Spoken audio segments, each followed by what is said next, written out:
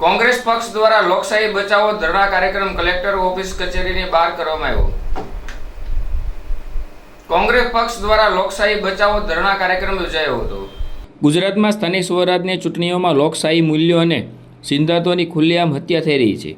ભાજપ સરકારના ઇશારે પોલીસ અને પ્રશાસનના અધિકારીઓના ખુલ્લેઆમ ભાજપના કાર્યકર તરીકે વર્તીને ધાક ધમકી ડરાવી લલચાવી ઉમેદવારોને ફોર્મ ભરતા રોકવા અને ઉમેદવારી ફોર્મ પાછા ખેંચવામાં તંત્રનો વરવો ચહેરો આખી દુનિયાને જોયો છે। ગુજરાતના ચૂંટણી પંચને પણ વારંવાર લેખિત મૌખિક રજૂઆત કરવા છતાં તે પણ કોઈ જ કાર્યવાહી કરતું નથી।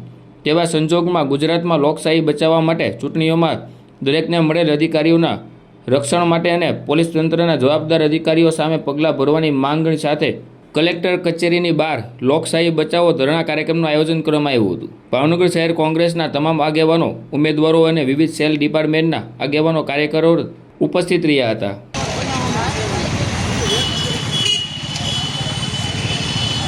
લાલબા, શું કહેશો? લોકશાહી બચાવો ધરણાનો કાર્યક્રમ છે। લોકશાહી બચાવો ધરણા કાર્યક્રમ અંતર્ગત આ સ્થાનિક સ્વરાજની જે ચૂંટણી ચાલી રહી છે તેમાં લોકશાહીના મૂલ્યોનું એકદમ તમે કહેવાય ને કે લોકશાહીના મૂલ્યોને હાવ નેવે પર મૂકી દીધા એવી રીતે અત્યારે ચૂંટણી પંચ અને સરકારી તંત્ર ઉપયોગ કરી રહી છે।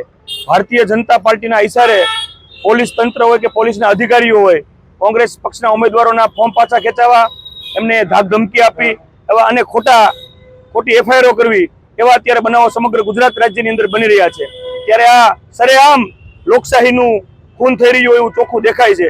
ચૂંટણી પંચને પણ વારંવાર લેખિત અને મૌખિક રજૂઆતો કરી છે, છતાં કોઈ પગલાં લેવામાં આવતા નથી।